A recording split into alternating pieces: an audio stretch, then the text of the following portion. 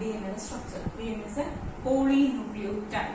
That is, DNA is the polymer of nucleotides. Nucleotides. N number of nucleotides. N number of nucleotides is 3.3 into 10 raised to 9 base pairs. Base pairs nucleotides nucleotides join down the polymer DNA. That is a polymer of nucleotides. So it is known as polynucleotide. DNA and strand. Each strand is a polynucleotide. അങ്ങനത്തെ രണ്ട് strand കൂടിയാണ് ഒരു DNA ആണ്. മനസ്സിലായോ? DNA എന്ന് പറഞ്ഞാൽ ശരിക്കും ഇങ്ങനെയാണ് വരുന്നത്. ഇങ്ങനെ ഡബിൾ ഹെലിക്കൽ സ്ട്രക്ചർ ആണ്. അപ്പൊ each strand is a polynucleotide chain and the two strands together forms the double helical structure known as DNA. Okay? DNA എങ്ങനെയാണ് ഉണ്ടാക്കിയിരിക്കുന്നത്? ഞാൻ പറഞ്ഞു DNA is a polymer of nucleotide. അങ്ങനെയാണെങ്കിൽ what is a nucleotide? അതായത് ഒരു nucleotide എന്തൊക്കെ കൊണ്ടാണ് ഉണ്ടാക്കിയിരിക്കുന്നത്?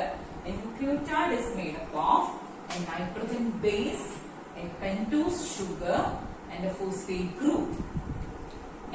നമ്മൾ ഫസ്റ്റ് ഇയറിൽ പഠിച്ചതാണ് ഡിഎൻഎയുടെ സ്ട്രക്ചർ എന്ന് പറഞ്ഞാൽ. DNA is made up of nitrogen base, pentose sugar and phosphate group. These three components make up the nucleotide. Okay? Okay.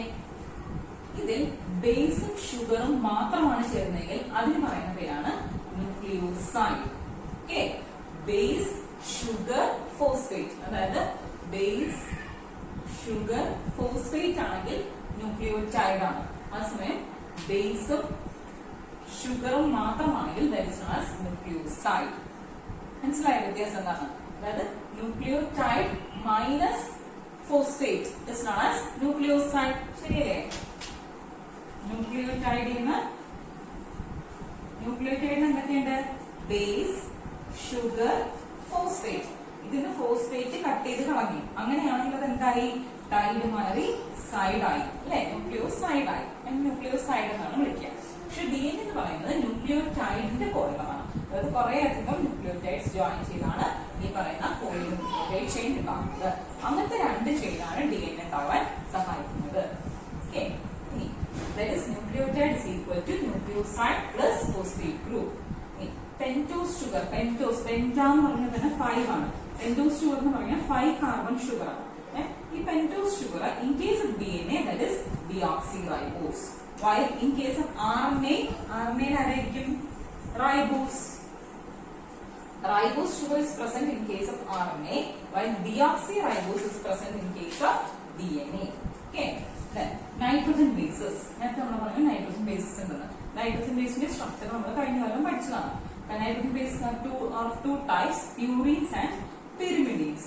പ്യൂറീൻസ് എന്ന് പറഞ്ഞു കഴിഞ്ഞാൽ അഡിനൈനും ഉണ്ട്, ഗ്വാനീനും ഉണ്ട്.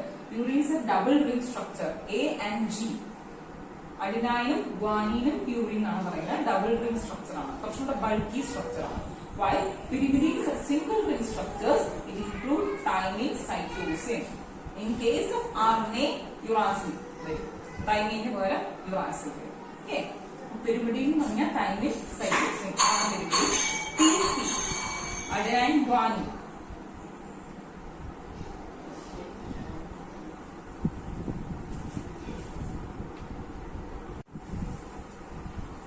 Adenine and guanine purine ആണ്. Pyrimidine എന്ന് പറഞ്ഞാൽ thymine, cytosine, pyrimidine ആണ്. ഇതാണ് ന്യൂക്ലിയോടൈഡിന്റെ structure. That is, a nucleotide consists of a nitrogen base, a pentose sugar and a phosphate group. ഒരു നൈട്രോജൻ ബേസ് ഉണ്ടാവും, ഒരു പെന്റോസ് ഷുഗർ ഉണ്ടാവും, ഒരു ഫോസ്ഫേറ്റ് ഗ്രൂപ്പ് ഉണ്ടാവും.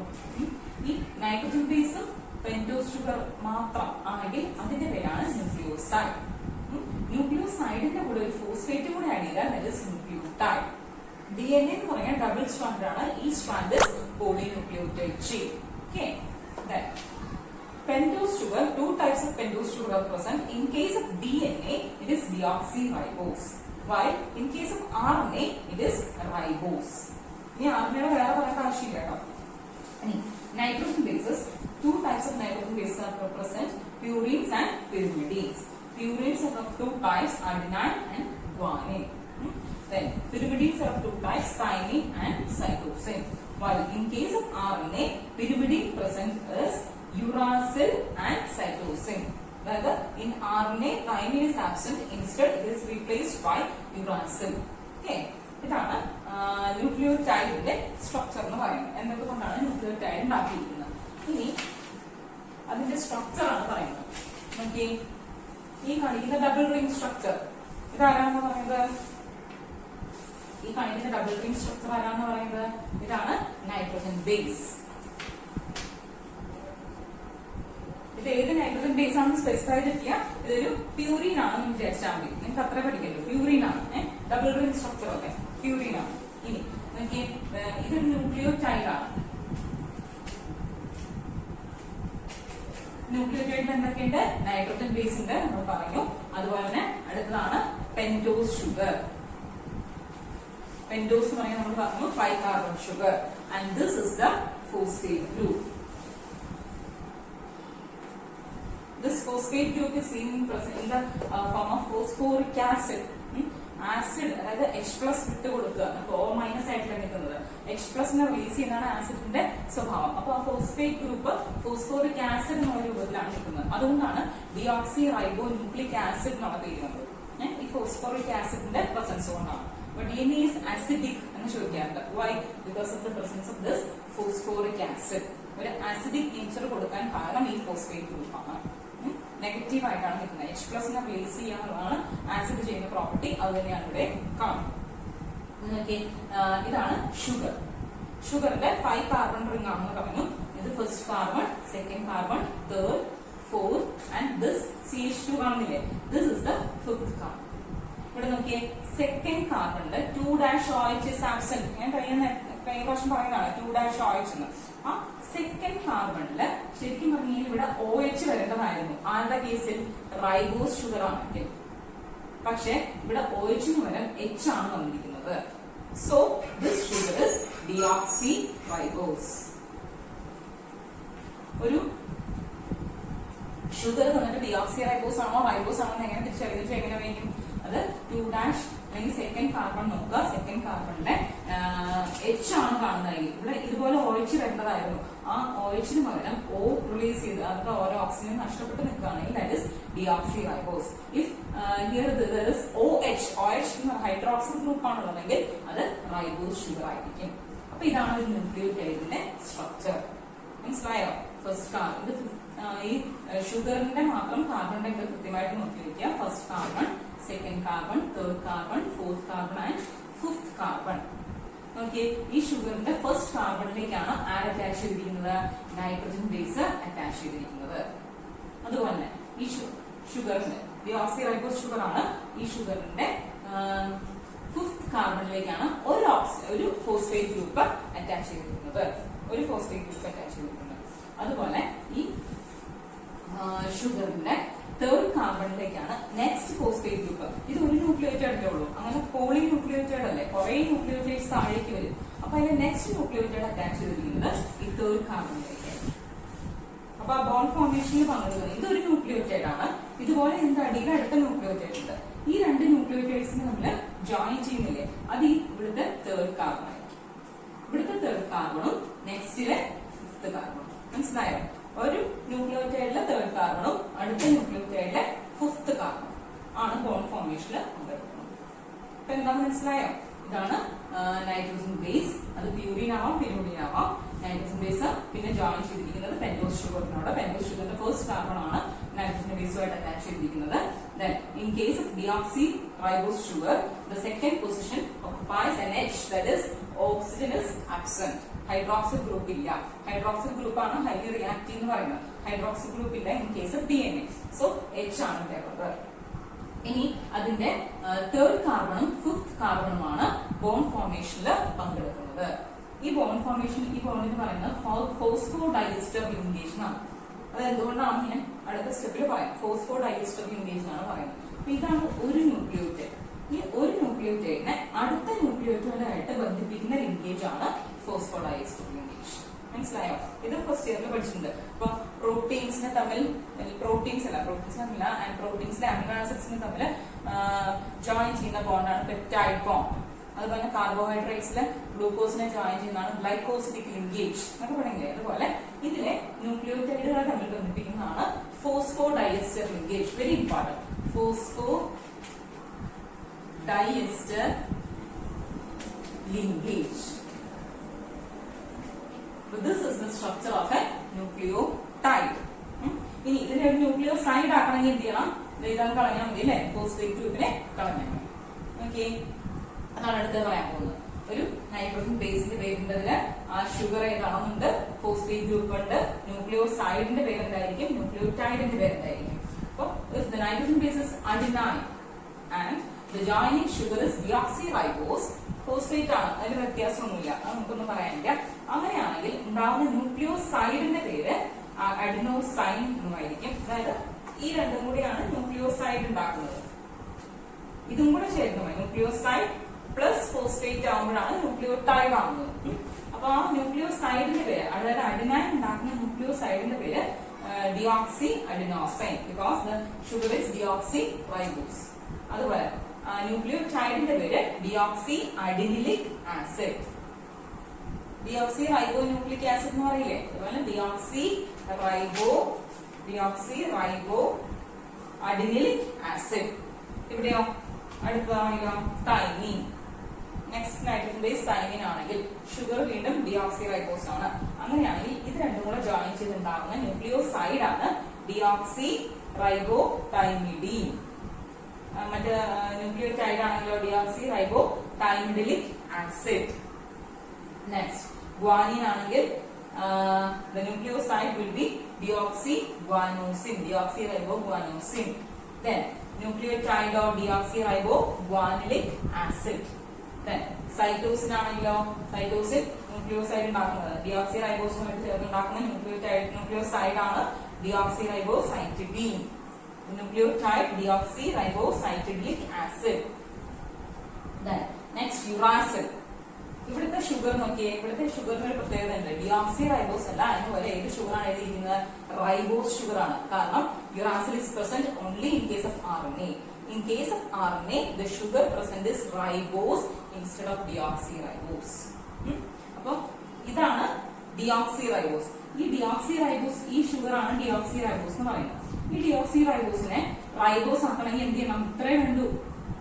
ഒരു ഓക്സിജൻ ഉണ്ടായിരുന്നെങ്കിൽ, അങ്ങനെ നമുക്ക് ചേർത്ത് കൊടുക്കാൻ പറ്റുന്ന സാധനമല്ല, എന്നാല് ഒരു ഓക്സിജൻ ഉണ്ടായിരുന്നെങ്കിൽ അത് റൈബോസ് ആണ്. അപ്പൊ RNAയിലെ ഷുഗർ റൈബോസും അതുപോലെ നൈട്രജൻ ബേസ് യുറാസിലുമാണ്. അങ്ങനെയാകുമ്പോ അത് യൂറിഡീൻ, ഡിയോക്സിറൈബോ യൂറിഡീൻ. മുഴുവൻ ഡീറ്റെയിൽസ് ഇത്ര എഴുതിയുന്നുണ്ട്. അങ്ങനെ ഇവിടെയാണെങ്കിൽ ഡിയോക്സിറൈബോ യൂറിഡിനിക് ആസിഡ്.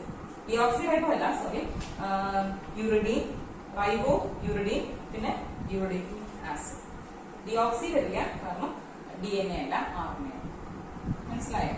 എന്താണ് ഓരോ നൈട്രജൻ ബേസും അതുണ്ടാക്കുന്ന ന്യൂക്ലിയോസൈഡിന്റെ പേരും ന്യൂക്ലിയോടൈഡിന്റെ പേരും അത് ചോദിച്ചാൽ അറിയിക്കാം.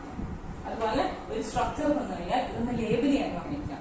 ഈ 5 കാർബൺ സ്ട്രക്ചർ കാണുന്നതാണ് ഷുഗർ. അതിൽ സെക്കൻഡ് കാർബണിൽ H ആണ് പ്രസന്റ് എങ്കിൽ അത് ഡിയോക്സിറൈബോസ് ഷുഗർ, OH ആണ് പ്രസന്റ് എങ്കിൽ അത് റൈബോസ് ഷുഗർ. ഇനി ഈ പറയുന്ന ഷുഗറിന്റെ ഫസ്റ്റ് കാർബൺ ആണ് നൈട്രജൻ ബേസുമായിട്ട് അറ്റാച്ച് ചെയ്യുന്നത്. നൈട്രജൻ ബേസ് പ്യൂരിൻ ആണെങ്കിലും പിരിമിഡിൻ ആണെങ്കിലും ഒരുപോലെയാണ്. ഫസ്റ്റ് കാർബൺ ആണ് നൈട്രജൻ ബേസുമായിട്ട് അറ്റാച്ച് ചെയ്യുന്നത്. അതേസമയം തേർഡ് കാർബണും ഫിഫ്ത് കാർബണുമാണ് ഫോസ്ഫോഡൈസ്റ്റർ ലിങ്കേജ് അല്ലെങ്കിൽ ഫോസ്ഫേറ്റ് ഗ്രൂപ്പുമായിട്ട് ബോണ്ട് ഫോർമേഷനിൽ പങ്കെടുക്കുന്നത്. അപ്പൊ ഇവിടെ ഫിഫ്ത് കാർബൺ ആണ് പങ്കെടുത്തിരിക്കുന്നത്. ഇനി നെക്സ്റ്റ് ഇതുപോലെ തന്നെ അടിയിൽ വേറൊരു ന്യൂക്ലിയോടൈഡ് ഉണ്ടാവും. ആ ന്യൂക്ലിയോടൈഡുമായിട്ട് അതെങ്ങനെയാ വെച്ചാൽ കാണിച്ചു തരാം.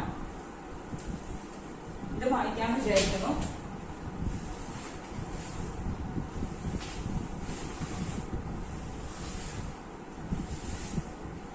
ഇതുപോലെ തന്നെ സെയിം ആയിട്ട് ന്യൂക്ലിയോടൈഡ് താഴെ ഉണ്ടാവുമല്ലോ.